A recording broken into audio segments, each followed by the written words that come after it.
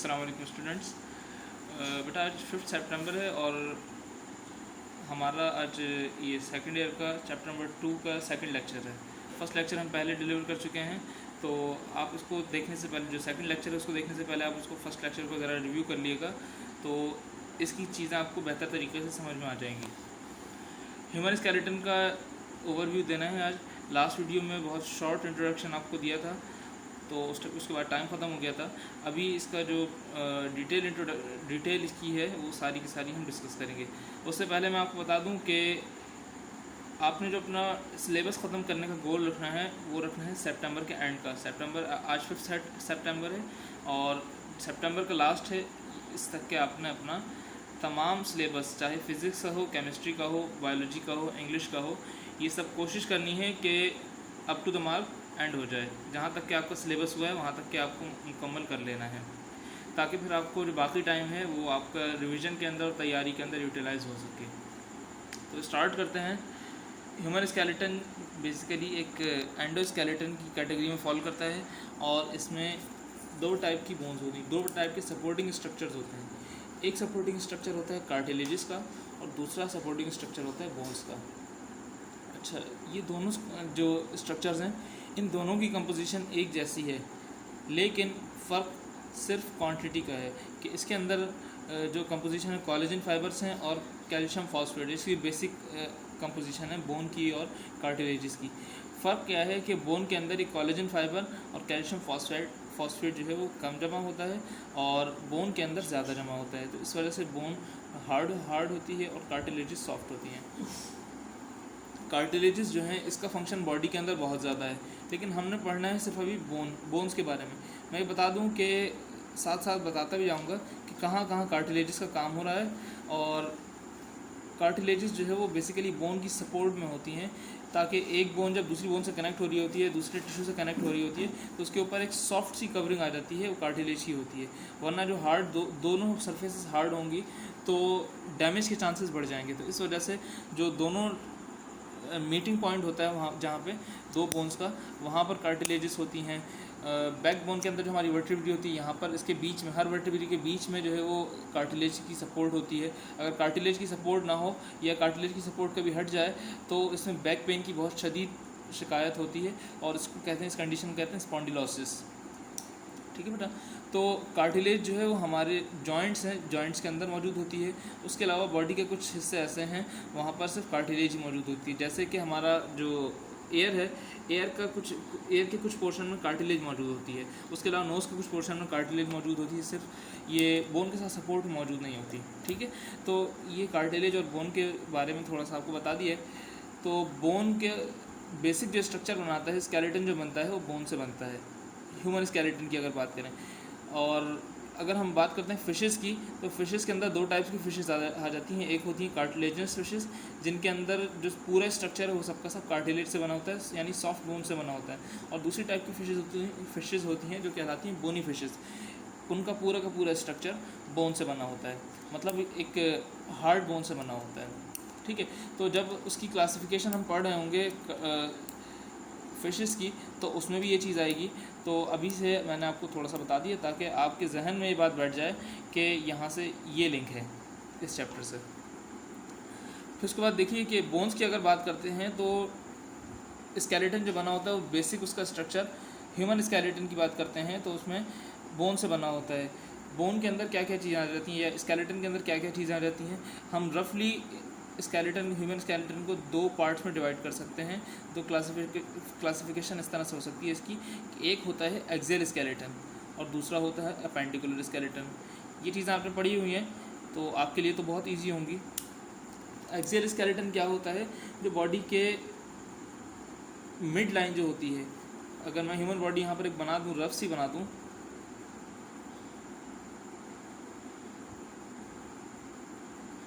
बहुत रफ सी मैं बॉडी बना रहा हूँ यहाँ पर एक ह्यूमन बॉडी। आपकी बुक के अंदर इसकी डायग्राम बहुत अच्छी बनी हुई है।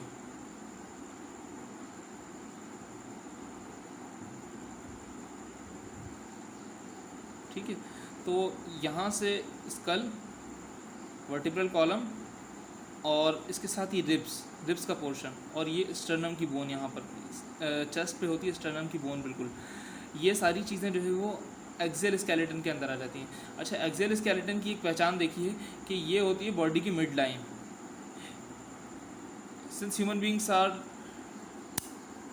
Bilaterally symmetrical, symmetry wise bilaterally symmetrical है, तो उनकी जो मिड लाइन होती है उसमें जो चीज़ें फॉल कर रही होती हैं, उसके आसपास जो जो चीज़ें आ रही होती हैं, जो जो बोन्स आ रही होती हैं, वो सब की सब एक्सियल स्केलेटन का हिस्सा होती हैं। और वो बोन्स भी जो कि ये मिड लाइन के दरमियान आने वाली बोन्स के एक्सटेंशन में होती हैं। अब एक्सटेंशन में कौन सी होती हैं कि जो हमारा बैक बोन है, बैक बोन को हम वर्टिब्रल कॉलम भी कहते हैं, तो इनके अंदर वर्टिब्री होते हैं। जो एक मोहरा, जिसको हम उर्दू में कहते हैं एक मोहरा कहलाता है वर्टिब्री। इस वर्टिब्री की लेफ़्ट और राइट पर उसकी कुछ एक्सटेंशन होती है, जिसको हम कहते हैं ये रिब्स। तो रिब केज जो होता है या रिब्स जो होती हैं वो इससे आगे एक्सटेंशन होती है वर्टिब्री से, वो अलग बोन्स भी होती है, अलग बोन्स भी हम उसको कह सकते हैं और उसकी एक्सटेंशन भी कह सकते हैं। एक्सटेंशन मैं इस हिसाब से कह रहा हूँ कि मिड लाइन से एक बोन जा रही है और उससे दूसरी बोन्स कनेक्ट हुई हैं। ठीक है। अच्छा, अब देखिए अपेंडिकुलर स्केलेटन के अंदर क्या क्या चीज़ें शामिल होती हैं। जितने भी गर्डल्स हैं, यानी 2 गर्डल्स होते हैं बॉडी के अंदर, एक पेक्टोरल गर्डल ऊपर वाला जिसके साथ हमारे हैंड्स या अपर लिम्स कनेक्ट होते हैं, और दूसरा पेल्विक गर्डल जो कि नीचे की साइड पे होता है और उससे हमारे लोअर लिम्स कनेक्ट होते हैं। तो ये अपेंडिकुलर स्केलेटन के अंदर ये दोनों चीज़ें आ जाती हैं। स्कल की जब एक्सियल स्केलेटन की बात करें तो इसके अंदर स्कल आ जाता है, अभी आपको बताया था, स्कल आ जाता है, बैकबोन आ जाती है, रिब्स आ जाती हैं, और स्टर्नम जो बोन मैंने आपको बताई थी चेस्ट की बोन होती है, ये स्टर्नम इंक्लूड हो जाती है। अब इनकी कुछ बोन्स की बात करने, कितनी कितनी बोन्स होती हैं यहाँ पर। स्कल के अंदर 8 क्रेनियल बोन्स होती हैं, यानी क्रेनियल यानी क्रेनियम से ये वर्ड ड्राइव किया गया है। अब क्रेनियम क्या होता है? क्रेनियम को कहा जाता है ब्रेन बॉक्स।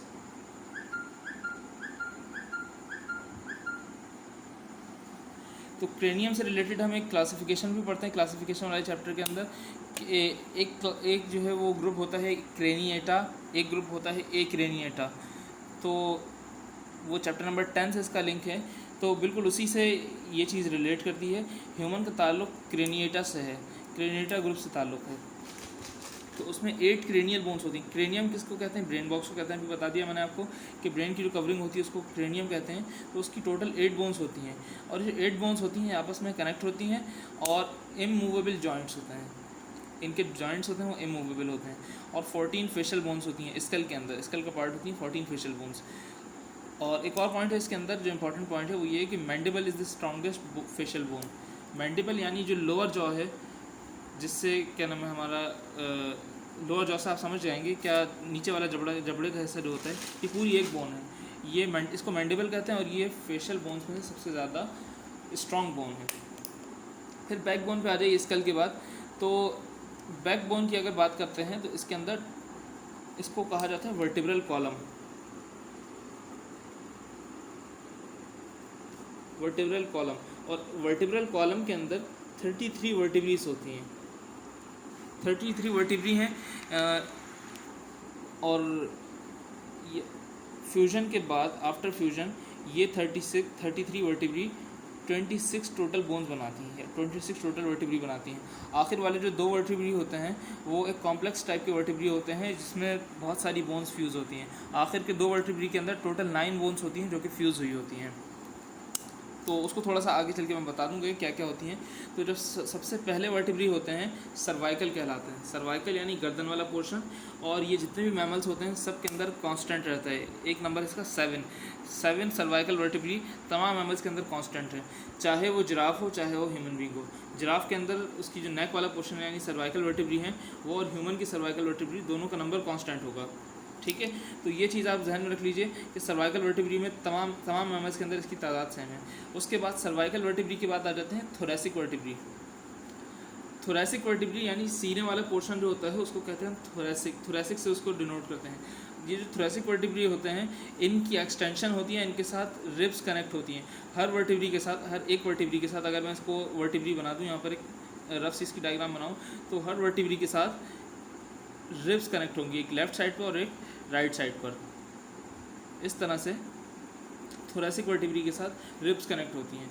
और इसके बाद थोरैसिक वर्टिब्री के बाद लंबर वर्टिब्री आते हैं। लंबर पोर्शन जो होता है ये कहलाता है कमर का पोर्शन, ठीक है। तो इसके अंदर कुछ वर्टिब्री यहाँ पर मौजूद होती हैं। उसके बाद सैक्रम और फिर कॉक्सिस। सैक्रम में क्या होता है कि हिप वर्टिब्री जो होती हैं 5 हिप वर्टिब्री होती हैं और वो आपस में फ्यूज़ होकर एक वर्टिब्री बना देती हैं, सिंगल बोन बना देती हैं, जो कि कहलाती है सैक्रम। उसके बाद आती है कॉक्सिस। तो कॉक्सिस के अंदर 4 टेल वर्टिब्री होती हैं। टेल वर्टिब्री फ्यूज़ होके सिंगल वर्टिब्री बना देती हैं, जिसको कहते हैं कॉक्सिस, या इसको टेल बोन भी कहा जाता है, TAIL, टेल बोन। तो ये वर्टिब्रल कॉलम की या बैक बोन की डिटेल है यहाँ पर। और इसके बाद हम चलेंगे रिब्स की जानिब। रिब्स क्या क्या होती हैं, कितनी होती हैं, किस तरह की अरेंजमेंट उनके अंदर मौजूद होती है। तो रिब्स जो होती हैं वो थोरेसिक वर्टिब्री के लेफ़्ट पर और राइट पर, ये लेफ़्ट और राइट पर जो है इस तरह से कनेक्ट होती हैं, और हर थोरेसिक वर्टिब्री के साथ एक one pair of rib connect होता है, ठीक है। एक लेफ़्ट और राइट की रिब को मिला के हम एक पेयर कह रहे हैं, और वो पेयर आगे जाके स्टर्नम पर कनेक्ट हो जाता है, ठीक है।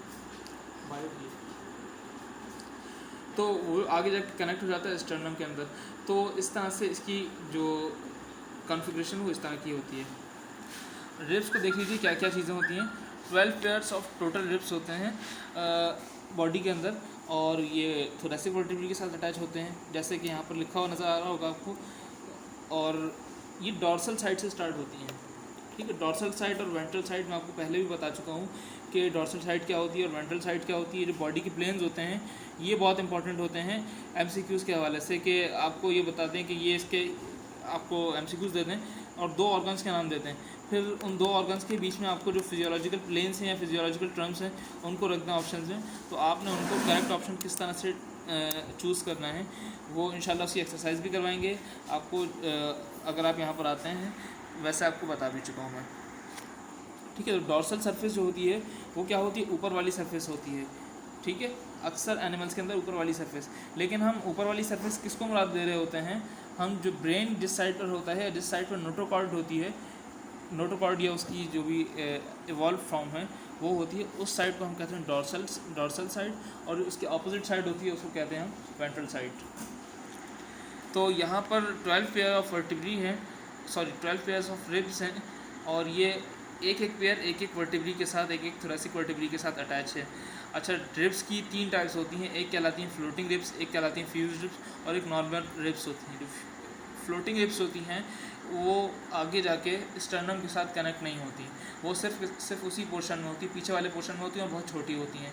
जो फ्यूज्ड रिब्स होती हैं वो ओपन करोगे स्केलेटन, जो फ्यूज्ड रिब्स होती हैं वो अभी आपको बुक में से दिखाते हैं किस तरह की होती हैं। चैप्टर नंबर 2, तो ये देख लीजिएगा, आपको नज़र आ रहा होगा कि यहाँ से यहाँ तक जो है इस पोर्शन तक के जो वर्टिब्री आ रही हैं 1 2 3 4 5 6 7, यहाँ जितना भी नंबर है अभी काउंट करके नहीं बता रहे, क्योंकि आपके सिलेबस के अंदर काउंटिंग शामिल नहीं है, ठीक है। काउंटिंग इसकी शामिल नहीं है, काउंटिंग आगे जाके सिलेबस में शामिल हो जाती है। तो अभी सिर्फ मैं बता रहा हूँ आपको कि यहाँ तक का जो पोर्शन है इसमें अलग अलग वर्टिब्री, यानी पहली वाली है, फिर दूसरी वाली अलग से फ्यूज़ है, तीसरी वाली अलग से अटैच है, चौथी वाली अलग से अटैच है। इस तरह से अलग अलग से अटैच होती हैं। जबकि नीचे वाली जो वर्टिब्री हैं, जो नीचे वाली रिब्स हैं, वो देखिए आपस में फ्यूज़ हैं। इनका फ्यूजन आपको नज़र आ रहा होगा कि 2-3 वर्टिब्री आपस में फ्यूज़ होकर एक जगह जाके अटैच हो रही हैं।